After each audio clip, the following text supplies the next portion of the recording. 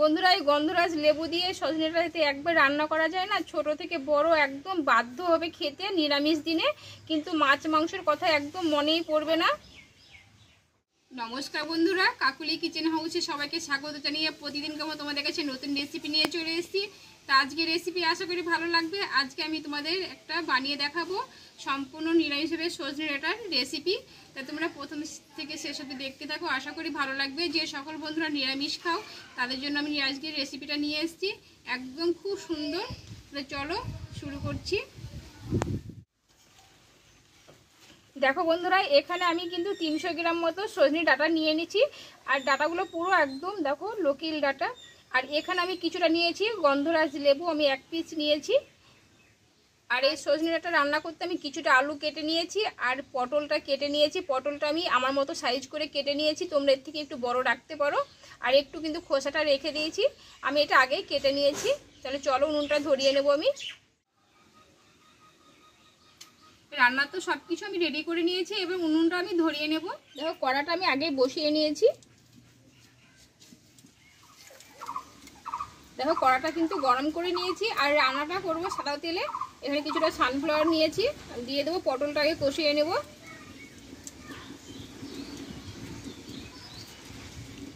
একটু হলুদ গুঁড়ো দিয়ে দেবো তেলটায়,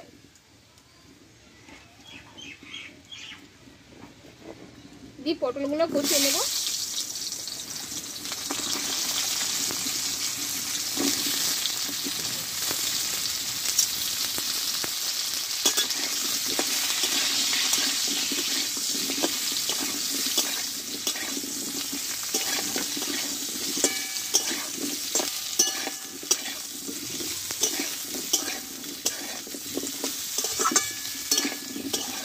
পটলটা একটু টাইম নিয়ে কষে নেব ভালোভাবে।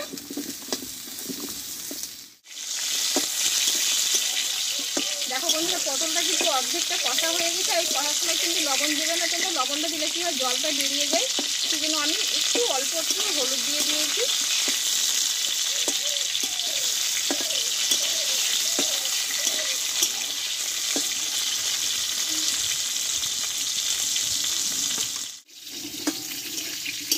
দেখো বন্ধুরা, পটলটা কিন্তু কষা হয়ে গেছে। এবার তেল দিয়ে আমি তুলে নেবো। এবার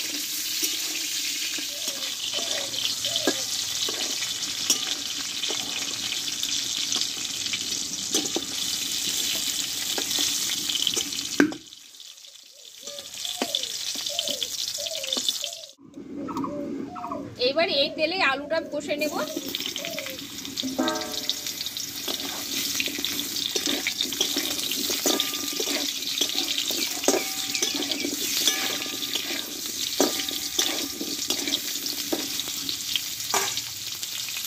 আলুটা একটু হলুদ দিয়ে দেবো আমি, আর দেবো একটু লবণ দিয়ে আলুটাও কষানোর মতো ভালোভাবে কষিয়ে নেব।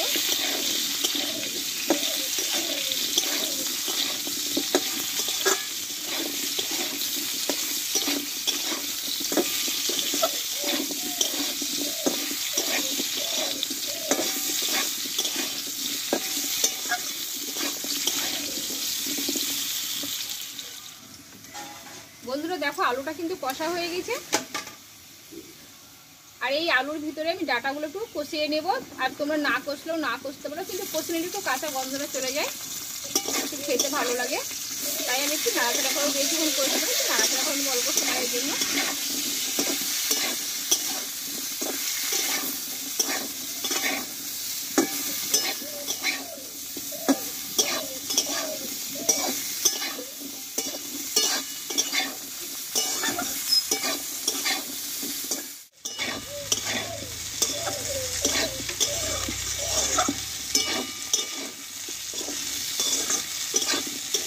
দেখো আমার আলুর সঙ্গে কিন্তু ডাঁটাটা একটু কষিয়ে নিয়েছি, 1 মিনিট মতো কষিয়েছি, বেশিক্ষণ নয়। এবার নামিয়ে নেব আমি।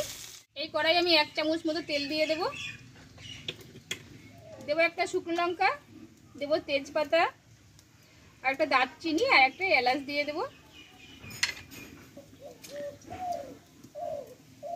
আর দেবো এখানে 1/2 চামচ মতো পাঁচফোড়ন।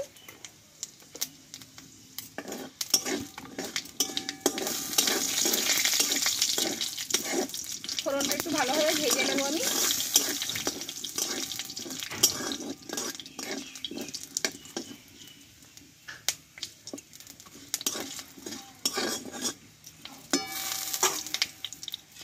আর এখানে নিয়েছি আদা, কাঁচা লঙ্কার গোটা জিরে বেটে নিয়েছি। আমি বাটা মশলায় রান্নাটা করব। আর এখানে দেবো কেটে রাখা একটা বড় সাইজের টমেটো, আর দেবো একটু হলুদ গুঁড়ো, আর দেবো স্বাদ মতো লবণ। এই মশলাটা সব একসঙ্গে ভালোভাবে কষিয়ে নেব।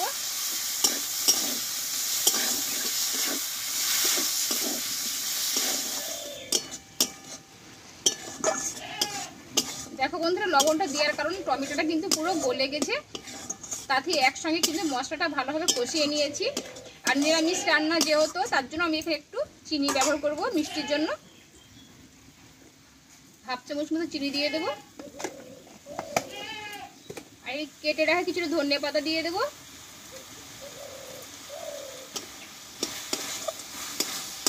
দিয়ে আরও আমি 1 মিনিট মতো কষিয়ে নেব।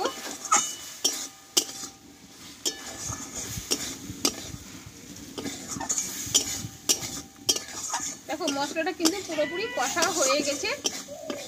এবার এখানে কষে রাখা আলু, পটল, ডাঁটাগুলো আমি ঢেলে দেবো। দিয়ে মশলার সঙ্গে ভালোভাবে একসঙ্গে কষিয়ে নেব।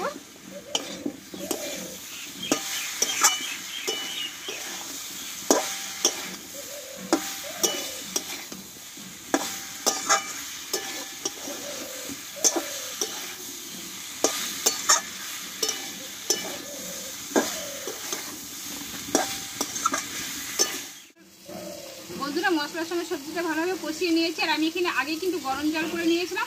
আর রান্নাটা পুরো গরম জলেই করবো আমি। গরম জলটা আমি ঢেলে দেবো তরকারি।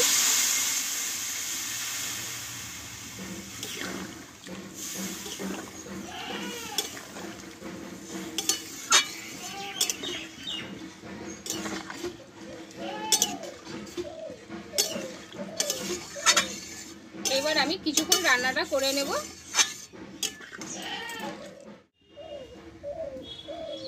কেটে রাখা দুটো কাঁচা লঙ্কা দিয়ে দেবো।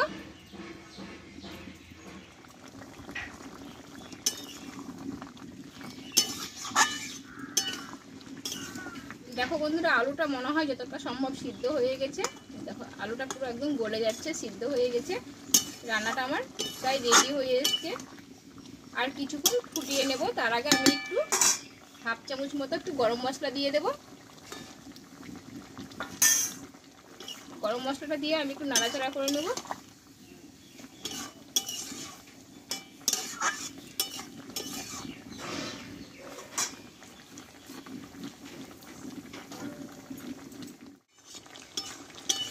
দেখো বন্ধুরা, তরকারিটা কিন্তু পুরোপুরি আমার রেডি হয়ে গেছে।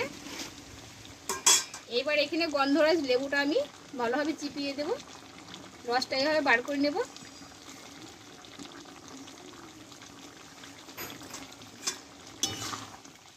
এই লেবুটা দিয়ে আমি বেশিক্ষণ ফোটাবো না, তাহলে কিন্তু তিতো হয়ে যাবে। যাতে গন্ধটা খুব সুন্দর থাকে আর খেতে খুব সুন্দর হবে।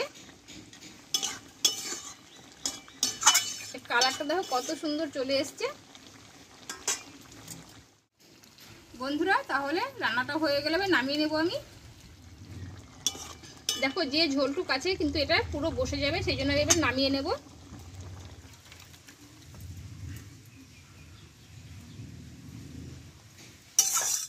বন্ধুরা, গন্ধরাজ লেবু দিয়ে সজনে ডাঁটার রেসিপিটা হয়ে গেল আমার। আর তোমরা বাড়িতে একবারে বানিয়ে নিতে পারো, নিরামিষ দিনে খুব সুন্দর লাগবে খেতে। আর আবার রেসিপিটা কেমন লেগেছে অবশ্যই কমেন্ট করে জানাবে। ভালো লাগলে লাইক করে দিও আর বন্ধুদের শেয়ার করে দিও। আর এইভাবে আমার নিত্য নতুন রেসিপিগুলো দেখতে থেকো। পরে তোমাদের সঙ্গে অন্য কোনো নতুন রেসিপিতে দেখা হচ্ছে। ভালো থেকো, সুস্থ থেকো, টাটা।